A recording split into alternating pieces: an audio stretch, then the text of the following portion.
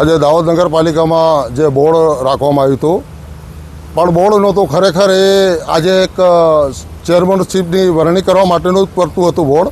Board તો સિર્ફ 10 મિનિટમાં મુદ્દા વાઇઝ બધા મંજૂર કરીને પૂરું કર્યું. અમે લોકો અમારી રજૂઆતોમાં નથી સાંભળી અને એ રીતે ચીલાચોટ કરી કે અમારો અવાજ પણ એ લોકોએ દબાઈ દીધો. એ ટાઈપના ચીલાચોટ કરે અને સામે ઝઘડો કરતા હોય એ રીતનું વર્તન અમારી જોડે કરવા માંગતા હતા. અમે લોકોએ સીઓ સાહેબને બહુ આગ્રહ કર્યો કે ભાઈ અમારી રજૂઆતો સાંભળો. તેમ છતાં સીઓ સાહેબ પણ જાણે કોઈ ભાજપનો કોઈ ખેત પહેરીને એમના તરફી એમના માણસ હોય એ રીતે વર્તન કરી અને ત્યાંથી ભાગી ગયા છે. કોઈ પણ જાતની મુદ્દાવાળી ચર્ચા કરવા માટે તૈયાર નથી. એક બોર્ડ ચલાવવાનું પછી તમારે જો આજ કરવું હતું એક વર્કશોપ ગ્રુપમાં મેસેજ મૂકી દેતા. અમે લોકો બી મંજૂર કરીને અમે પણ આ વરસાદના ટાઈમમાં અહીંયા ના આવતા. દાહોદના હિત માટેના શું કામ કરવાના છે, આગળ શું કરવાનું છે એ પણ કોઈ પણ જાતની ચર્ચા કર્યા વિના બોર્ડ મંજૂર કરી અને બધા પોતપોતાની વહીએ પોતપોતાની રીતે જતા રહ્યા. એમાં ખાસ કરીને સીઓ સાહેબ તો એ રીતે ભાગ્યા છે કે જાણે એમને કોઈ દોડાયા હોય કાંઈ કર્યું હોય, પણ એ લોકો તો કોઈ જવાબ આપવા નથી માંગતા. અમને ભાઈ કેમ ના જવાબ આપો? અમે પણ આટલા પ્રતિનિધિ અમારા વોર્ડમાંથી અમે ચૂંટાઈને આવ્યા છે. અમારા વોર્ડના જે કોઈ પ્રશ્નો હશે, આખા દાહોદના જે વોર્ડ 1 થી 9 વોર્ડના પ્રશ્નો હશે, અમે એમને રજૂઆત કરતા, એ લોકો સાંભળતા, એ લોકો અમે પૂછતા, એ લોકો જવાબ આપતા, અમે પણ મંજૂર કરતા. અમે કે અમે દાહોદના વિકાસ માટે કોઈ એમને ના પાડતા કે ભાઈ આ ના મંજૂર કરવામાં આવે. અમારો પણ હિત એ જ છે દાહોદના હિત માટે કે ભાઈ તમામ કામ અમારા થવા જોઈએ. આપણા 1 થી 9 વોર્ડમાં બધી જ રીતે સારા કામ થવા જોઈએ. વરસાદનો ટાઈમ છે, વરસાદ આપણે ત્યાં કોઈ વધારે પડતો આવી જાય તો એના માટે શું આયોજન છે આપણું, એવા ઘણા બધા મુદ્દાઓ છે કે જે અમે એમની જોડે ચર્ચા કરવા માંગતા હતા. પણ આ લોકોએ અમારી જોડે ચર્ચા ના કરી અને એમની વહીએ બધા વટી ગયા અને સીઓ સાહેબ પણ એમની રીતે ભાગી ગયા. મારું નામ અહેમદભાઈ ચાંદ, વિરોધ પક્ષના નેતા, દાહોદ નગરપાલિકા. દાહોદ નગરપાલિકાની સામાન્ય સભા હતી જે ખૂબ શરમજનક રીતે ભરાઈ. આખું દાહોદ જોઈ રહ્યું છે. દાહોદના નગરજનોના હિતમાં આ જે ઠરાવ અને એજન્ડા છે એનો કોઈ પણ પ્રશ્નની ચર્ચા કરવામાં નથી આવી. માત્ર ને માત્ર 10 મિનિટમાં ભારતીય જનતા પાર્ટીના જે ચૂંટાઈને આવેલા જે કોર્પોરેટર છે, કાઉન્સિલરો છે, એમની ચેરમેનશીપની વરણી કરવા માટે આ સામાન્ય સભાનું આયોજન કર્યું હતું. આ સરકારશ્રીના નાણાંનો વ્યય છે. માત્ર ચેરમેનશીપની વરણી કરવી હતી અને તમામ એજન્ડાને મંજૂર કરી દેવા તો વોટ્સએપ ગ્રુપમાં મૂકી દેતા. આજે અમે તમામ ચૂંટાઈને આવેલા કાઉન્સિલરશ્રીઓ અમારા વોર્ડમાં દિવસ રાત મહેનત કરીએ છીએ અને જ્યારે વોર્ડના પ્રશ્નોની ચર્ચા કરવામાં આવે છે, રખડતા ઢોર, રખડતા કૂતરાઓ, આપણી ગાય માતા જે ઇજાગ્રસ્ત અવસ્થામાં હોય છે, ગૌશાળા બાબતના કોઈ મુદ્દાની ચર્ચા ના કરી. ઝાયડસ હોસ્પિટલનો અહેવાલ, એક મહિનામાં 18 બાળકોને કૂતરા કરડી જાય છે, કોઈ પણ બાબતની ચર્ચા સંવેદનહીન આ જે નગરપાલિકાનું ભારતીય જનતાનું બોર્ડ છે એમણે ના કરી. માત્ર 10 મિનિટમાં ટેબલ ઠોકીને આ સભાનો અંત આવ્યો. દાહોદના લોકો આ વસ્તુ જોઈ રહ્યા છો અને તમામ ભારતીય જનતા પાર્ટીના આવેલા કાઉન્સિલરો અને ખાસ નગરપાલિકાના ચીફ ઓફિસર અને જે નગરપાલિકાના પ્રમુખ સાહેબ છે, મેડમ પ્રેસિડેન્ટ છે, એમને પ્રશ્ન કરવાનો કે આપની આત્માને આ પ્રશ્ન પૂછજો કે આજ રોજ આ સામાન્ય સભામાં દાહોદના જે લોકો છે, નગરના લોકો છે, એમના હિતના કેટલા કામ કર્યા. વ્રજ શાહ, ઉપનેતા, દાહોદ નગરપાલિકા દ્વારા એવું કહેવામાં આવ્યું કે બહુમતી એમની છે એટલે અમે ચર્ચા ના કરીએ. અરે દાહોદના પ્રશ્નો છે, આ પ્રાણ પ્રશ્નો છે, પાણીનો પ્રશ્ન છે, રોડ રસ્તાનો પ્રશ્ન છે, રખડતા ઢોર, રખડતા સાંઢનો પ્રશ્ન છે, આપણી ગાય માતાનો પ્રશ્ન છે, દાહોદના બાળકોને કૂતરા કરડી ખાય એમનો પ્રશ્ન છે.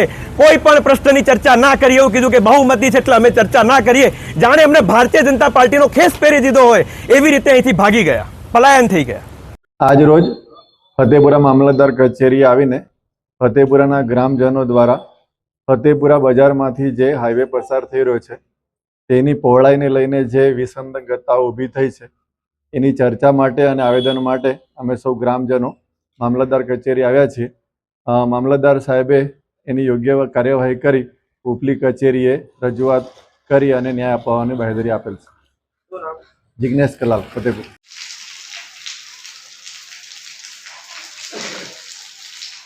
આજે સરકારે જ્યારે દાહોદ જિલ્લાને રેડ ઝોન એટલે એલર્ટ જાહેર કર્યું છે કે કોઈપણ એવા ગંભીર પ્રકારના કે કોઈપણ ઇસ્યુ બની શકે છે જેના માટે સરકારે વહીવટતંત્રને એલર્ટ તો જાહેર કર્યું છે. પણ આજે હું ઝાલોદની અંદર એક ફાયર સ્ટેશન અહીંયા હું આવ્યો છું અને અહીંયા આવીને મને એવું જાણવા મળ્યું કે જો એનડીઆરએફની ટીમ ખરેખર આ વિસ્તારમાં કેવી પ્રકારની કાર્યરત છે. ત્યારે જાણવા મળ્યું કે અહીંયા ફાયર સ્ટેશનની અંદર આવ્યા અને સ્ટાફ સાથે ચર્ચા કરતાં મને ખબર પડી કે અહીંયા એવી કોઈ પ્રકારની એનડીઆરએફની ટીમની કોઈ સુવિધા નથી. ત્યાંથી સરકારના માધ્યમથી અહીંયા જે પણ કામગીરી કે જે પણ એમને સોંપવામાં તો આવી છે, પણ એ સ્ટાફ સાથે ચર્ચા કરતાં મને ખબર પડી કે અહીંયા કોઈ ઇમરજન્સી એવી જળબંબાકાર કે કોઈ પ્રકારની મોટી હોનારત થાય તો અહીંયા કોઈ સાધન સામગ્રી સરકારે હજી સુધી અહીંયા આપી નથી. માત્ર ને માત્ર દોરડા, રિંગ કે કોઈ પટ્ટા આવા પ્રકારના સાધનોથી જો કોઈ લોકો ઇમરજન્સી કોલ કરે અને આ સ્ટાફને ત્યાં હાજર થવું પડે ત્યારે એટલી મને ખબર પડી કે અહીંયા કોઈ પણ પ્રકારથી આ સ્ટાફ બચાવી શકે એવી પરિસ્થિતિ નથી. ત્યારે સરકારશ્રીને હું કહેવા માગું છું કે મોટા તાઇફાઓ કરે છે, મોટી વાતો કરે છે અને આ ખરેખર જે બેઝિક અને પાયાની જરૂરિયાત ખરેખર હોવી જોઈએ, આ સરકારે કોઈ પણ પ્રકારની સુવિધા નથી આપી. ત્યારે સરકારને કહેવા માગું છું કે તાત્કાલિક ધોરણે કે આવા પ્રકારની કોઈ હોનારત સર્જાય ત્યારે અહીંયાનો સ્થાનિક સ્ટાફ ત્યાં જઈ અને ત્યાં સેવા પૂરી કરી શકે એના માટેનો હું આગ્રહ કરી રહ્યો છું. દાહોદ જિલ્લાના તમામ તાલુકાઓમાં સારો વરસાદ નોંધાયો. આ તારીખ 24/7/2026 શુક્રવારના રોજ સવાર 6 વાગ્યાથી લઈ સાંજે 4 કલાક સુધીમાં આપેલ આંકડા મુજબ તમામ વિસ્તારોમાં વરસાદ વરસતા વાતાવરણમાં ઠંડક પ્રસરી ગઈ હતી. મળતી માહિતી મુજબ ફતેપુરા તાલુકામાં 18 mm, ઝાલોદ તાલુકામાં 15 mm, લીમખેડામાં 28 mm, દાહોદમાં 10, ગરબાડામાં 6, દેવગઢ બેરિયામાં 15, ધાનપુરમાં 5, સંજેલીમાં 21, સિંગવડમાં 26, ગુરુગોવિંદ લીંબડીમાં 5 અને સુખસરમાં 22 mm વરસાદ નોંધાયો હતો. દાહોદ જિલ્લામાં સૌથી વધુ 28 mm વરસાદ લીમખેડા તાલુકામાં નોંધાયો હતો. ત્યારબાદ સિંગવડમાં 26 અને સુખસરમાં 22 mm વરસાદ નોંધાયો હતો. વરસાદના પગલે વાતાવરણમાં ઠંડક પ્રસરી જતાં લોકોને ગરમીમાંથી રાહત મળી હતી. સાથે જ ખેડૂતોમાં પણ ખુશીનો માહોલ જોવા મળ્યો હતો. ખેડૂતોના જણાવ્યા મુજબ આ વરસાદ મકાઈ, સોયાબીન સહિતના ઊભા પાક માટે લાભદાયી સાબિત થશે. હવામાન વિભાગ દ્વારા આગામી દિવસોમાં પણ જિલ્લામાં વરસાદની આગાહી કરવામાં આવી હોવાથી વહીવટીતંત્ર દ્વારા અલર્ટ મોડ પર રહ્યા છે અને નદી નાળા નીચાણવાળા વિસ્તારોમાં રહેતા લોકોને સાવચેત રાખવામાં આવ્યા હતા અને જરૂરી ન હોય તો પાણી ભરાયેલા વિસ્તારોમાં અવરજવર કરવાનું ટાળવા માટે પણ અપીલ કરવામાં આવી હતી. સભાખંડમાં આજે પ્રથમ સામાન્ય સભા યોજાઈ હતી. જે સામાન્ય સભામાં 1 થી 59 જેટલા વિવિધ એજન્ડા મુજબ મંજૂર કરવામાં આવ્યા છે.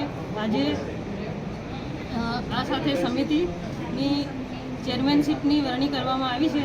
ત્યારે હું તમામ નવા નિયુક્ત થયેલા ચેરમેનોને શુભકામના પાઠવું છું.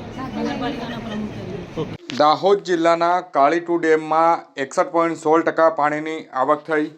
આ તારીખ 24/7/2026 શુક્રવારના રોજ સાંજે 5 કલાક સુધીમાં આપેલ વિગતો અનુસાર દાહોદ જિલ્લામાં સારા વરસાદને પગલે કાળીટુ ડેમમાં પણ પાણીની આવકમાં સતત વધારો થઈ રહ્યો છે.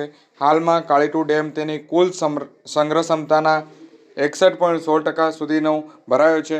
મળતી માહિતી મુજબ કાળીટુ ડેમની મહત્તમ જળ સપાટી 257 મીટર છે, જ્યારે હાલમાં ડેમની અંદર પાણીની સપાટી 253.90 મીટર સુધી પહોંચી છે.